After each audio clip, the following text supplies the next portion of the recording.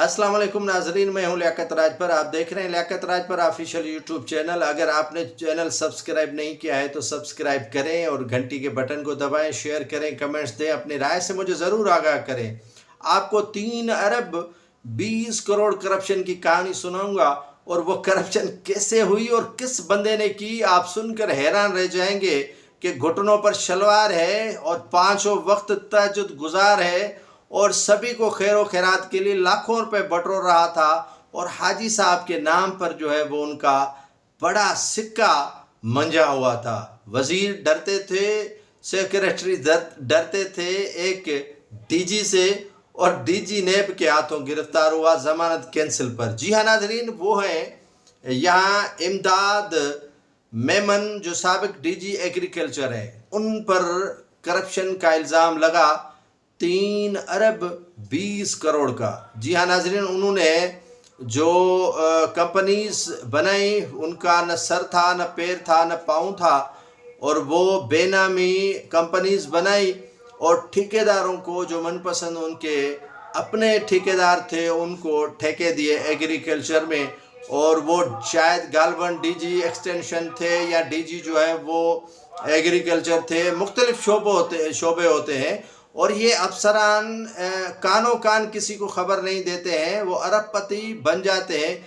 जब इनके यहाँ माल आ जाता है तो ये हाजी, नमाजी, जवार और पता नहीं क्या क्या बन जाते हैं। अब कल हुआ यूं कि वो हाजी इमदाद, जिसे हाजी के नाम से सिंध सेक्रेटरीट में बुलाया जाता है, और आप अंदाज़ा करें कि ऐसे समझ लें कि तारिक जमील है या तारिक मसूद है, ये ऐसे आलिम लगता होगा आपको जिस तरह ये हाजी इमदाद मेमन लग रहा था।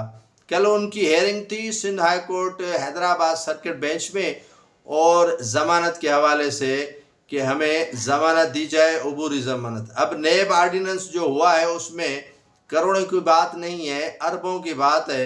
अब इन साहब पर एलिगेशन लगा है कि आप 3 अरब 20 करोड़ रुपए हड़प कर चुके हैं, और इनके जो दस्तावेज़ात हैं वो नेब ने कहा, डीजी नेब ने, कि उनके पास मौजूद है, शवाहिद हैं, और बाकायदा इसके जो सारे शवाहिद हैं उनके पास मौजूद हैं, और बग़ैर शवाहिद के इनमें हाथ नहीं डाला जाएगा। जस्टिस अमजद अली सतो और खादिम सुमरो साहब, ये 2 रुकनी बेंच थी Hyderabad circuit bench Sindh high court की, उसमें इनकी समाअत हुई केस की। नेब में वहाँ पर जो है वो उनका वकील नेब के डीजी पेश हुए और कहा कि आप जो है वो सच बताएं कि आपका इसमें क्या मामला है। जजों ने उनसे पूछा कि आप बताएं कि आप इसमें क्यों इन्वॉल्व हैं या आपकी इन्वॉल्वमेंट कितनी है। तो डीजी इमदाद मेमन साहब मुतमईन नहीं कर सके। अगर आप इमदाद मेमन की ज़ाती ज़िंदगी पर एक नज़र दौड़ाएंगे तो ये हाजी साहब के नाम से मशहूर था और मटियारी से इनका ताल्लुक़ है, और मटियारी में बड़ा इन्होंने दरसगाह बनाया है, बड़ी इन्होंने मस्जिद बनाई है। और वहाँ जाते थे जब मटियारी में किसी इज्तिमा कराने के लिए, तो यकीन माने तांता बांधा हुआ था लोगों का, और कहा गया सारी सिंध में ये आवाज़ आ रही थी कि यार अगर कोई गरीबों की मदद करता है तो हाजी इमदाद मेमन है। लाखों रुपए बीमारी के एवज देता है, लाखों रुपए जो है वो गुर्बत मिटाने के लिए देता है, लाखों रुपए जो है वो फला मंद में जो है वो देता है, खर्च इतना करता है। सखी मर्द ऐसा हमने कभी ज़िंदगी भर नहीं देखा, और इतना सखावत करता है कि अच्छे अच्छे खासों को, जैसे वो पहले हातिम ताई सखी हुआ करता था कि हाजी इमदाद मेमन उनसे भी ज़्यादा सखी हैं, लेकिन पता क्या था कि उन्होंने सरकारी खजाने को ही टीका नाजरीन मार दिया था। इतना टीका मारा कि वो 3 अरब 20 करोड़ से ज़ायद की रकम जो है वो हड़प कर गया था, और इनके खिलाफ जो है वो तहकीकात चल रही थी। बिलाखिर वो तहकीकात एक बंद गली में आके पहुंची, और बंद गली में इमदाद फुलपोटो नहीं, मेमन फंसा, और वहाँ फंसा तो दीगर भी मोहम्मद इकबाल और कादिर बख्श, कोई अनोश कुमार है, इमदाद मेमन है, शफी मोहम्मद है, नज़र मोहम्मद भुट्टो है, اور کانٹریکٹر ٹھیکیدار جسے کہیں وہ ہے، اور اس کے ساتھ کیشیئر ہیں، ان ساروں کو جو ہے وہ ضمانت کینسل ہوئی۔ High court Hyderabad circuit bench کی جانب سے ان کی جو ہے 2 رکنی بینچ نے ضمانت کینسل کی۔ پھر حاجی صاحب گرفتار ہو گیا، حاجی امداد میمن، ان کو وہاں موبائل کی ٹیموں نے گرفتار کر لیا اور ان کے ساتھی بھی گرفتار ہو گئے، اور حاجی صاحب جو ہے وہ گرفتار ہوتے ہوئے اب نیب کی کسٹڈی میں آ گئے ہیں۔ اب لوگ پریشان ہیں۔ میں حیران تھا کہ جب ایگریکلچر میں جو کانٹریکٹ پر لوگوں کو بھرتی کیا جاتا تھا، یہ مسجدوں میں جا کر شناختی کارڈ مانگتے تھے اور نام لیتے تھے اور لوگوں میں نوکریاں بٹور دیتے تھے۔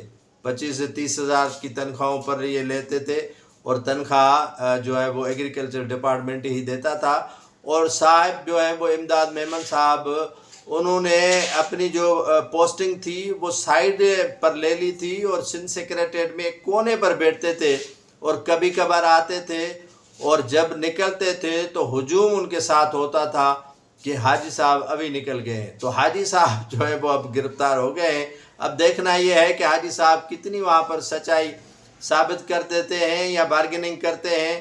بہرحال حاجی صاحب بن گئے ہیں۔ حاجی صاحب کے لیے اب دعا کریں اور حاجی صاحب کے لیے ہاتھ اٹھائیں، وہ لوگ جن کو حاجی صاحب نے اکوموڈیٹ کیا تھا۔ اور آپ کو بتاؤں کہ منسٹر بھی حاجی صاحب سے ڈرتے تھے، اور منسٹر بھی حاجی صاحب کے اپروول پر کام کرتے تھے، منسٹر بھی حاجی صاحب سے پوچھ کر کام کرتے تھے، اور لبادہ ایسا اڑا تھا کہ امام کعبہ لگ رہا تھا، لبادہ ایسا اڑا تھا کہ ایسا شخص جیسے فرشتہ یا نیچے اترا ہوا ہے زمین پہ، ایسا لبادہ اڑا ہوا تھا، اور بالکل ہی دھیمے آواز میں گفتگو کرنے والا، اور جب وہاں سے نکلتا تھا تو جو سر ہے وہ نیچے کر کے نکل کے چلے جاتے تھے، پتہ ہی نہیں چلتا تھا۔ یہ حاجی صاحب اب نیب کے ہاتھوں گرفتار ہو گئے۔ ایسے حاجی صاحب آپ کو ہزاروں کی تعداد میں ملیں گے سندھ کے اندر، ایسے جو زوار ہیں وہ آپ کو ہزاروں کی تعداد میں ملیں گے، ایسے آپ کو جو ہے وہ لبادہ اوڑھنے والے امام کعبہ بھی آپ کو ہزاروں کی تعداد میں ملیں گے۔